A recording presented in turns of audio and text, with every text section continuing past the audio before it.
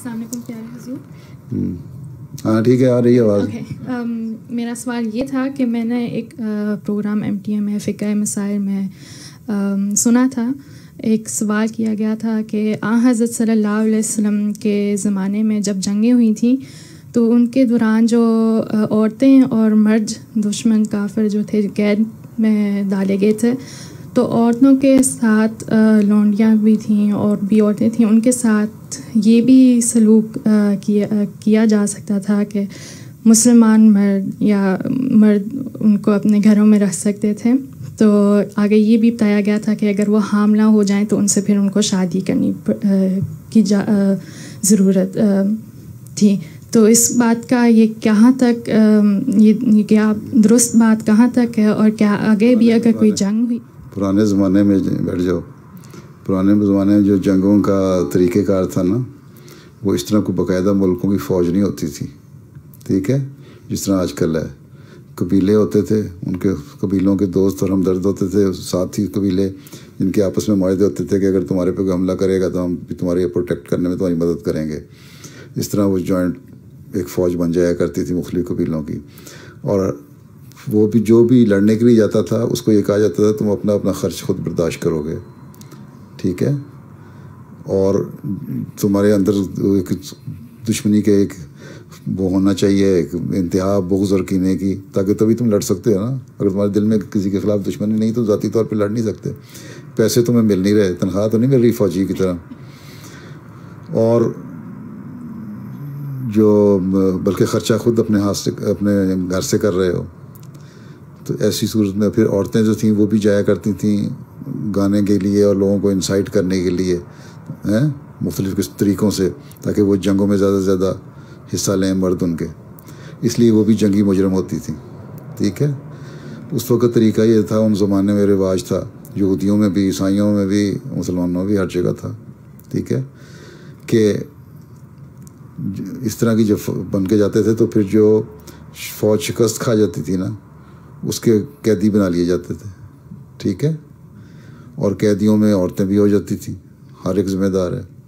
لیکن قرآن کریم کہتا ہے کہ تم جب قیدی بناؤ اگر عورتوں کو، تو ہر چاہے وہ مرد ہو یا عورت ہے، پہلی بات تو یہ ہے کہ ان سے کوئی اگر ان کو کوئی ان کا فدیہ دے کے، ان کا کوئی رقم دے کے، ان کے قبیلے والے، ان کے رشتہ دار کو چھڑانا چاہتے ہیں تو ان کو چھوڑ دو، قیدی نہ بناؤ.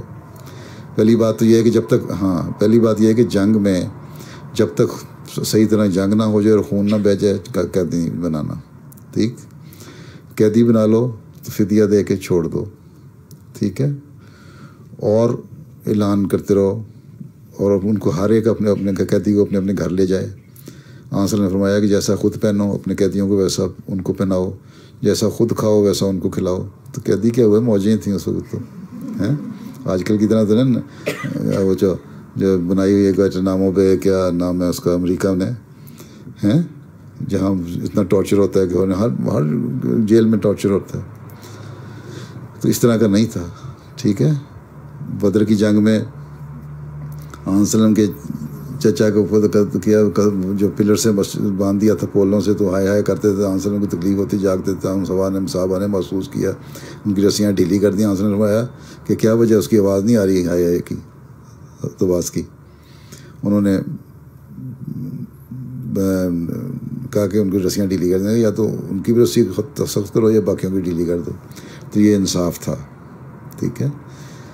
پھر اللہ تعالیٰ یہ کہتا ہے کہ جب تم اعلان کرو، فدیہ لے کے بھی کوئی نہیں چھوڑتا، اس کے رشتہ دار بھی نہیں آتے. پھر یہ ہے کہ ان سے مکاتبت کر لو، کہ ان سے یہ مقرر کر لو، ٹھیک ہے ہم تمہیں ریلیز کر دیتے ہیں، تم جاؤ. اور یا لیکن اتنا یا تمہارے کوئی ذمہ داری لے کہ تمہارے پیسے دے گا، یا اتنا یہ ہمارے کام کر دو، اتنا عرصہ ہماری نوکری کر لو، تمہیں ریلیز کر دیں گے. 100 کھجور کے درخت لگا دو، یا ہمارے فارم پہ اتنے گھنٹے کام کر لو، ٹھیک ہے. ان ساری چیزوں کے باوجود اور پھر یہ بھی فرمایا کہ عورتوں سے تم نے غلط حرکتیں نہیں کرنی. اگر تمہیں پسند ہے تو پھر اس سے نکاح کرو. یہ قرآن شریف میں لکھا بڑا واضح. مجھے نہیں پتہ تم نے کس طرح سنا اور انہوں نے کس طرح واضح بیان کیا. لونڈیوں سے بھی نکاح کا حکم ہے، ٹھیک ہے. اس میں ٹھیک ہے، اس سے 4 سے 5 شادیاں تو ہو سکتی ہیں، لیکن نکاح کا حکم ہے، ٹھیک ہے. اگر جب تک نکاح نہیں ہے اس کے اور ان کے حق مہر مقرر کرو، ٹھیک ہے. اور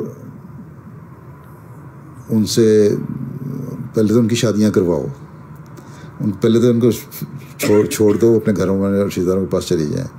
ان کے گھر والے کوئی نہ ہو، ان کا رشتہ دار کوئی نہ ہو، کوئی اس کو لینے نہ آئے تو پھر اپنے گھر میں رکھو. لیکن وہاں برائیاں پیدا ہو سکتی ہیں، ٹھیک ہے، اس لیے ان کی شادیاں کرواؤ.